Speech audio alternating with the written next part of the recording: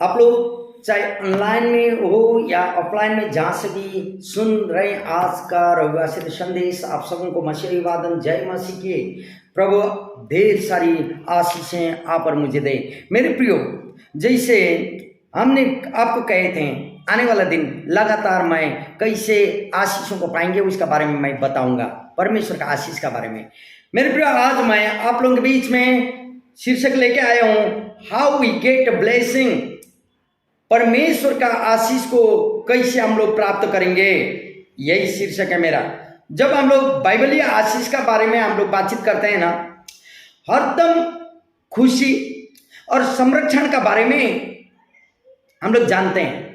बाइबलीय आशीष हरदम शांति, खुशी और विश्वासी का जीवन में संरक्षण का बारे में हम लोग को मालूम चलता। और ईश्वर का आशीष हमारे रक्षा के लिए जो विश्वास करते हैं और धार्मिकता में का मार्ग पर चलने के लिए प्रेरित करता है मेरे प्रियो, आप और मुझे। और दूसरी बात, भविष्य का आशा को प्रदान करता है। हालेलुया! यही परमेश्वर का आशीष जो स्वर्गीय आशीष आप और मेरे जीवन में प्रकट होता है। आज आके हम लोग कैसे वह आशीष को पाएंगे जो आशीष खुशी, शांति, आनंद का जीवन प्रकट करता है और धार्मिकता का मार्ग में चलने के लिए हम आप और मुझे प्रेरित करता है। इसका बारे में मैं आपको कुछ बताने चाहता हूं। मेरे प्रियो, आइए मेरे साथ लूका रचित सुसमाचार 6वां अध्याय 38वां पद, 6 अध्याय का 38। लूका जिसको मिला आप लोग पढ़ सकते हैं, लूका 6:38। ठीक है, हम पढ़ दे रहे हैं। यहाँ ऐसा लिखा है, दिया करो तो तुम्हें भी दिया जाएगा, लोग पूरा नाप दबा दबा कर और हिला हिला कर और उभरता हुआ तुम्हारी गोद में डालेंगे, क्योंकि जिस नाप से तुम नापते हो उसी से तुम्हारे लिए भी नापा जाएगा। हालेलुया! परमेश्वर वचन पढ़ा और सुनाए प्रति प्रभु आशीष करे। आइए प्रार्थना। पवित्र परमेश्वर पिता, तेरे नाम की शुक्रगुजार हो प्रभु, आज के रविवार सेवकाई के लिए धन्यवाद देते। तेरा जीवित जिंदा वचन हम लोग का आगे रखा है प्रभु। इस वचन के द्वारा क्या बोलने चाहता है तू हम लोग के साथ बोल, बातचीत कर। पवित्र आत्मा तू हमारे शिक्षक मददगार है, तू ही बोल। हर एक डिस्टर्ब करने वाली आत्मा का यीशु नाम डांट कर दूर हो जाए। पवित्र आत्मा तू शिक्षक बन के सुनने वाला हर एक हृदय में बातचीत कर। मैं मन तुले यीशु के नाम में, आमीन। हालेलुया! मेरे प्रिय, हम लोग ने वचन पढ़े, शीर्षक है कैसे हम लोग परमेश्वर का आशीष को पा सकते हैं। वचन पढ़े, दिया करो तो तुम्हें भी दिया जाएगा। लेकिन मेरा सवाल, आपको क्या देना है परमेश्वर को? आप क्या दे सकते हैं परमेश्वर को? जब देने की बात होती है ना, हरदम लोग पैसा, रुपया पैसा के बारे में सोचता है। लेकिन आज मैं उतना ही नहीं और ज्यादा कुछ है आपको देना। जैसे कोई भी चीज हो सकता है, आपका पैसा जो आप सोच रहे हैं वही क्यों ना हो, और आपका समय, आपका स्वास्थ्य सब प्रभु को देना आवश्यकता है यदि आप आशीष पाने चाहते हैं तो। नहीं तो समय कब होगा? जो दिन आप कफिंग में जाएंगे, जो दिन आप चिता में बैठ जाएंगे, उसका बाद में आपके पास पूरा का पूरा समय रहेगा मेरे प्रियो। इसका मतलब मरने के बाद का समय सदा रहता है। प्रभु ने भी 6 दिन काम किया, 7वां दिन उसने विश्राम लिया। और प्रभु ने कहा 7वां दिन विश्राम के लिए, तब तो 6 दिन काम करो, 7वां दिन विश्राम मनाओ बोला मेरे प्रिय। इसीलिए समय, लेकिन आप और मैं कि उस 7वां दिन को भी अपने लाभ के लिए, फायदा के लिए हम लोग प्रयोग में ले आते हैं। परमेश्वर को देने नहीं चाहते और चाहते हैं प्रभु हमें अच्छा स्वास्थ्य दे, धन संपत्ति दे। यही प्रॉब्लम है मेरे प्रियो आप और मुझ में। हम सभी जो परमेश्वर को मानते हैं ना, हम लोग परमेश्वर से आशीष पाने चाहते हैं मेरे प्रियो, लेकिन पाते नहीं। गलती कहाँ है? बाइबल में जब आप पढ़ते हैं नूह और अब्राहम के बारे में, तो आप जानते हैं नूह और अब्राहम के बारे में जब आप जानते हैं, उन लोग ने परमेश्वर का आज्ञा को पालन किया और वो लोग धर्मी बन गए। आइए मेरे साथ उत्पत्ति का पुस्तक 6 अध्याय, उत्पत्ति 6 अध्याय निकालिए और हम लोग पढ़ेंगे 11 पद से। यहाँ ऐसा लिखा है 6 का 11 से, उस समय पृथ्वी परमेश्वर की दृष्टि में बिगड़ गई थी और उपद्रव से भर गई थी, और परमेश्वर ने पृथ्वी पर जो दृष्टि की तो देखा, क्या देखा कि वह बिगड़ी हुई है, क्योंकि सब प्राणियों ने पृथ्वी पर अपना अपना चाल चलन बिगाड़ लिया है। अतः परमेश्वर ने नोआ से कहा, सब प्राणियों के अंत करने का समय प्रश्न मेरे सामने आ गया है, क्योंकि उनके कारण पृथ्वी उपद्रव से भर गई है, इसलिए मैं उनको पृथ्वी समेत नष्ट कर डालूंगा। इसलिए तू गोपेर वृक्ष की लकड़ी का एक जहाज बना ले, उसमें कोठरियां बनाना और भीतर बाहर उस पर राल लगाना। इस ढंग से तू उसको बनाना।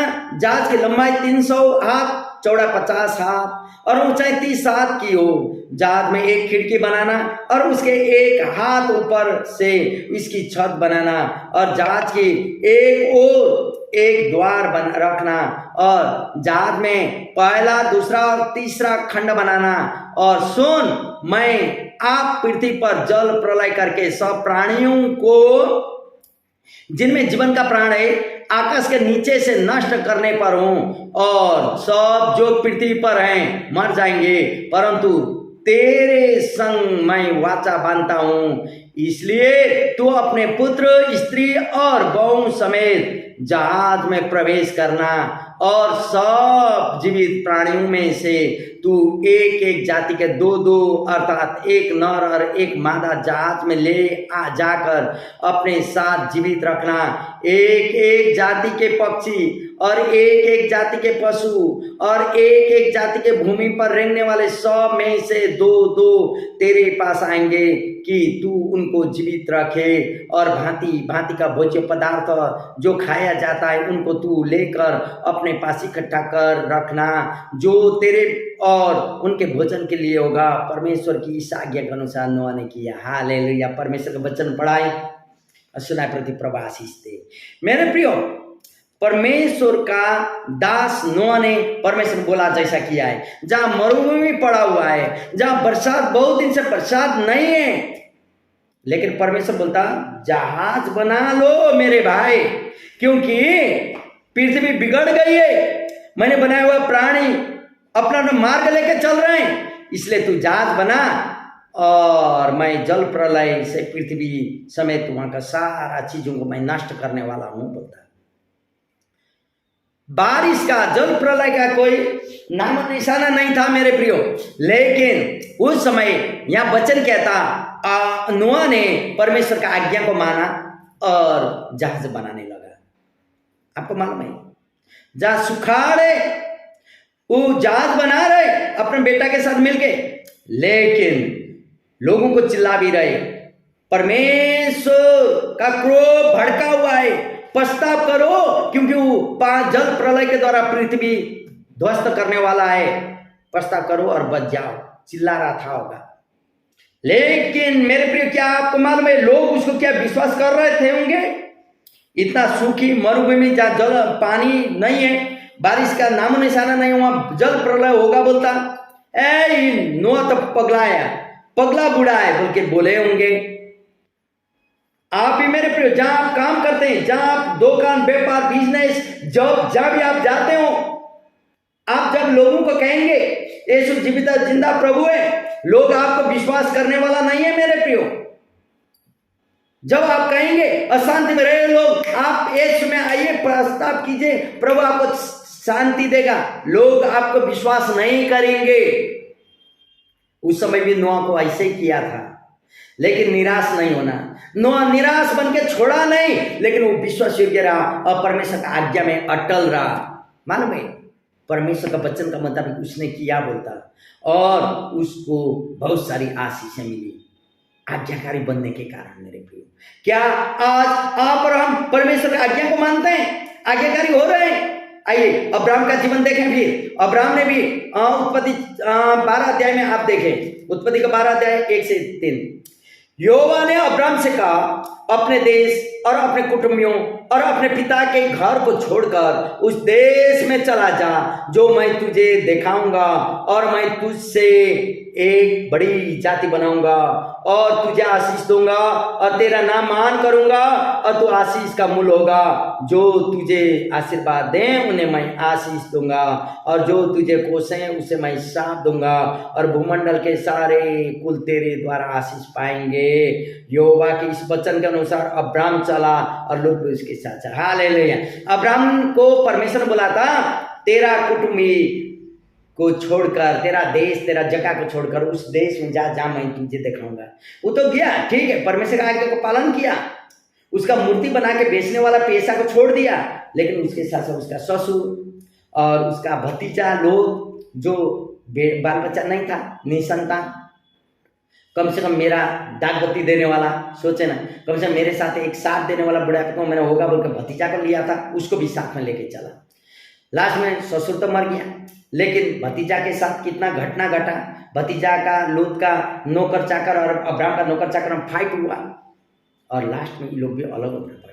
लेकिन मालूम है जिसका संतान नहीं था, निसंतान था, उसको बोलता तेरा संतानों को मैं आशीष का श्रोता बनाऊंगा। ओ तेरे संतान बालू के कीड़ों के समान होंगे, बालू का कण के समान होंगे बोलता। अब्राम हंसा नहीं मेरे प्रियो, विश्वास किया। 70 साल का सारा या 80 साल का अब्राम ये आशीष को विश्वास किया। मालूम है जब आशीष पूरा होते समय अब्राम 100 साल और सारा 90 साल का उम्र में इन लोगों का जीवन में इसाक नाम का व्यक्ति पैदा होता है। हालेलुया। मेरे प्रियो, परमेश्वर का आशीष अवश्य आता, लेकिन पहला नंबर इन लोग ने आज्ञा को पालन किया। देखिए तो यही 15 अध्याय का 6 पद क्या बोलता, 15 का 6 जिसको मिला पढ़ दें। यहां बोलता उसने यहोवा पर विश्वास किया और यहोवा ने इस बात को उसके लेखे में धर्म गिना। हालेलुया। विश्वास किया, परमेश्वर ने उसका विश्वास को धार्मिकता में गिना गया। धर्म का मतलब यह नहीं कि आप सुबह नहाएंगे धोएंगे और कलीसिया में आएंगे, ताली बजाएंगे, दान दक्षिणा देंगे, ये नहीं मेरे प्रियो। धार्मिकता प्राप्त करने के लिए आपको परमेश्वर का आज्ञा पालक बनना होगा। आशीष पाने के लिए आपको परमेश्वर का आज्ञा को पालन करना होगा।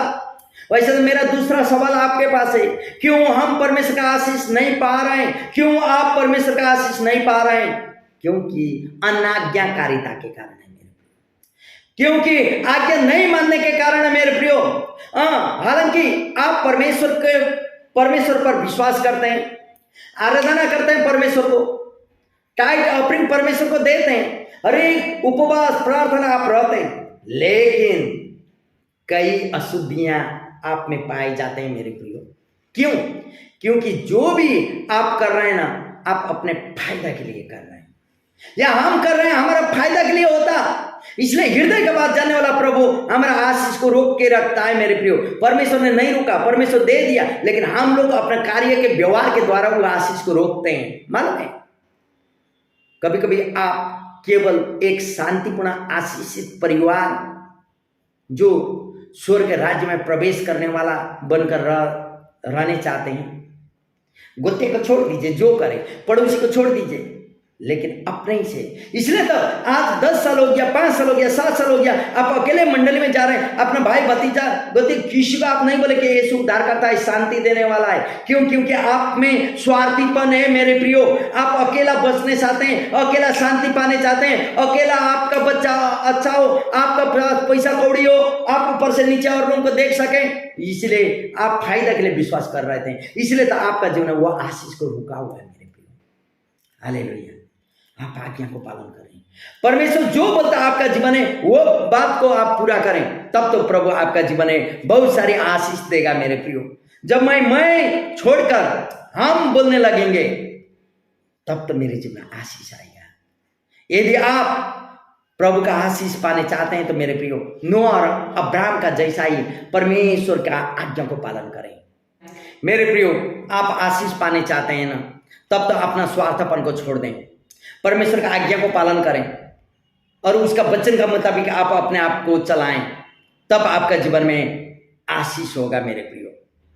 और दूसरी बात, आप जो रोकते हैं वही कटनी करते हैं। आपके जीवन में शांति चाहिए, लोगों के बीच आप शांति बांटिए। आपके साथ पैसा चाहिए, प्रभु के साथ पैसा शेयर करने कीजिए। अपना टाइट ऑफरिंग में चोरी का दशम से प्रभु नहीं लेता, इसलिए आप शुद्ध हृदय से प्रभु के पास लाएं, प्रभु अवश्य आपके जीवन में आशीष देगा। हालेलुया।